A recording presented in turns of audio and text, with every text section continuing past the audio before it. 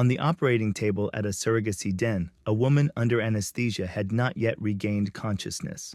When the doctors at the surrogacy den saw law enforcement officers on the surveillance monitors, they all fled the scene. The woman was then sent to a hospital. Upon waking, she learned this was her second time at this illegal surrogacy facility. At that moment, she was about to undergo an embryo implantation procedure.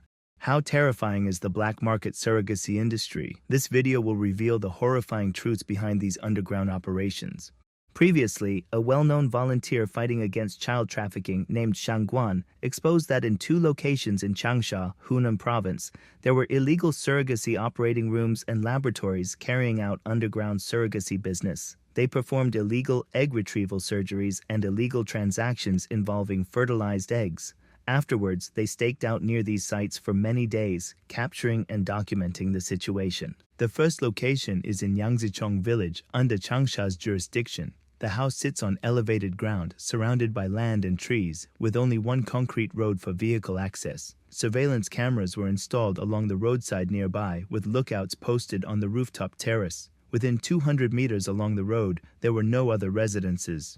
On the mornings of May 11th and 12th, unlicensed vehicles continuously shuttled women near this house. 3 vehicles transferred women between them. Along the way, the women were searched and had to change shoes to prevent eavesdropping devices. These women were egg donors and surrogate mothers. They were brought into this house, whose windows were coated with blue film so no one could see inside from outside, and the front door was tightly closed. The house had 3 floors. On the first floor were the operating room, laboratory, and multiple wards. There were 16 beds in total. When the police raided the place, 9 women were lying in the beds. 3 egg donors had already completed egg retrieval surgeries, and the other 6 were surrogate mothers. A woman lying on one bed told reporters she was 29 years old, originally from Sichuan. She had just been brought to this self-built house that day and had undergone an embryo implantation surgery. She paid a fee of 190,000 RMB, about $27,000. Does it hurt? Did they give you anesthesia? No. How much did they pay you? More than 100,000? Another deaf-mute woman signed 280,000 with her hands. Walking past the wards, further ahead was the operating room. It was like a hospital with an electric foot sensor door.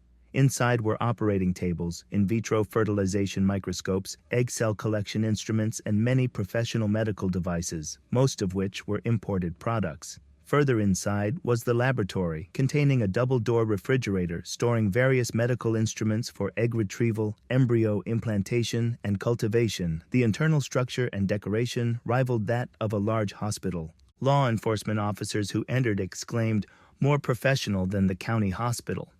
Most of the surrogacy operations took place on the first floor. Next to the lab was a small storage room with a hidden door leading to the upstairs and back door. The second floor was still unfinished, and the third floor had a security door. Police knocked but received no answer. Eventually, officers wearing professional gear controlled 3 personnel involved with the surrogacy operation on the third floor. The second den was hidden inside a villa in Kaifu District, Changsha.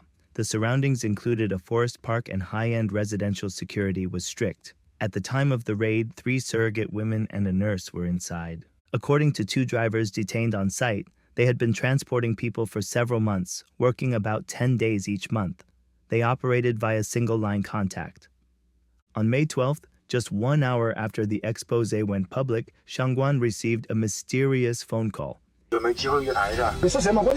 we have a chance to meet? Who are you, and why do you want to talk to me?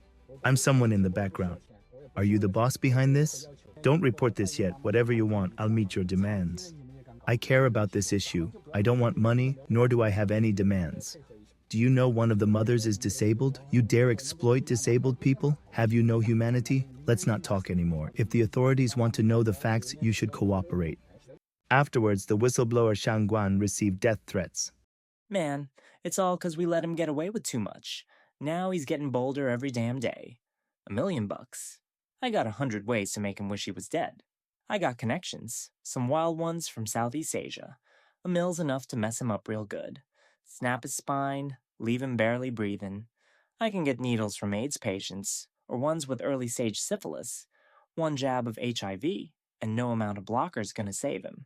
For safety, Shangguan always wears a mask, not just because he exposed the black surrogacy market, but also because he helped many trafficked children find their way home over the years, which has offended some dark interests. On March 24th this year, Shangguan exposed another black surrogacy operation. A 17-year-old girl from Sichuan became a mother, giving birth to twin boys on February 2nd at a hospital in Zhongshan, Guangdong Province. She was only 16 during the embryo implantation period. The father was a man in his 50s named Long. The children were registered locally with household registration. Shangguan once revealed chat group content from surrogacy agencies. Women were categorized by appearance, education, height, etc. Some were students from top Chinese universities. Eggs were openly priced. Undergraduate donors fetched 100,000 RMB, graduate students 150,000 RMB, but surrogacy companies charged customers much more. Premium eggs from 985 universities cost 650,000 RMB, and customized options were available, like paying 700,000 RMB for a guaranteed boy. An employee from the surrogacy company said, twins cost about 900,000 RMB. You need to check health conditions. It's not that younger is always better, but healthy is what matters. The law doesn't care about these things. As long as the child can be registered locally, it's fine. If an undergraduate donor earns 100,000 RMB, a 16-year-old girl might get only a few 10,000, meaning the black middleman could make over 800,000 RMB from one deal. Why does illegal surrogacy persist? Because of huge profits. For example, one baby sells for 650,000 RMB, and the middlemen earn 90% of that. There are also legal loopholes. Fines are about 30,000 RMB, but profits can be 3 million. Surrogacy itself is not a criminal offense in China. No law completely bans surrogacy. The current regulations mainly come from administrative rules such as the Management Measures for Human-Assisted Reproductive Technology and the Standards for Human-Assisted Reproductive Technology. These prohibit medical institutions and personnel from performing any form of surrogacy, but do not impose criminal penalties on individuals or intermediary organizations conducting surrogacy. This means that organizing or introducing surrogacy, even on a large scale, is difficult to prosecute criminally. If someone is found to practice medicine without a license, they can be punished under the medical practitioner law or medical institution management regulations, but this is not a criminal offense. The most they might get is an administrative penalty of a fine ranging from a few thousand to tens of thousands of RMB, which is far from proportional to the millions in profits.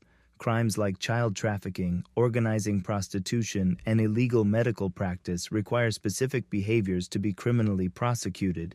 Surrogacy often exists in a legal gray area. There is also demand. According to the China Infertility Status Survey report, the infertility rate in China was approximately 18.2% in 2023.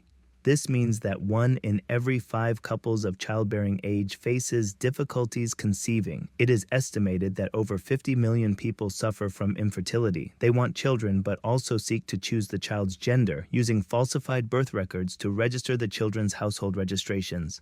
Laboratories are hidden inside ordinary homes. Funds are laundered through cultural companies, and transactions are completed using encrypted software. Poor women are openly priced, and babies have become commodities. The birth of life, which should be full of hope, is now filled with the stench of money and blood. Behind all this, the women involved in surrogacy often have no legal protection, no basic medical care, and no real freedom of choice.